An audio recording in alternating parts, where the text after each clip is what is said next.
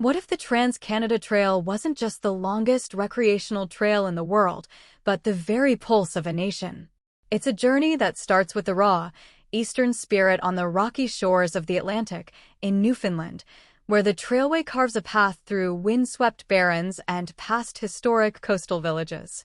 Here, you breathe in the icy spray of the ocean and feel the deep, resilient history of the first settlements. The path continues, winding through the maritime provinces, tracing the former rail lines of the Confederation Trail in Prince Edward Island, where pastoral fields meet the sea. You cross the vast, slow-moving rivers of New Brunswick and the deep forests of Nova Scotia, experiencing a rhythm set by the highest tides on the planet. Everything changes as you move inland into Quebec, where the trail weaves together dense woodlands and charming francophone towns, perhaps following the gentle slopes of rail-to-trails routes like the Petit Train du Nord.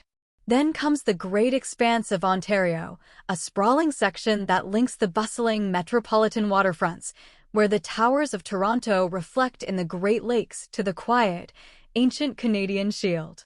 Here, you trade city sounds for the rustle of pines and the silence of granite outcrops, the path occasionally becoming a waterway where your journey shifts to a canoe, paddling the routes of the voyagers. The landscape opens up as you enter the prairies. The trail stretches out into a boundless horizon across Manitoba and Saskatchewan, a flat, sweeping canvas of golden grain and big sky. This is where you feel the sheer scale of the continent, traveling alongside historic rail beds that connect small farming communities under a dramatic, ever-changing sky. The wind becomes your constant companion. Finally, you reach the west, climbing into Alberta and the majestic Rockies. The flat trail gives way to breathtaking ascents, with peaks reflecting in turquoise alpine lakes, leading you over high passes like the High Rockies Trail. This is the climax before the descent into the rainforests and, ultimately, the city of Vancouver and the Pacific.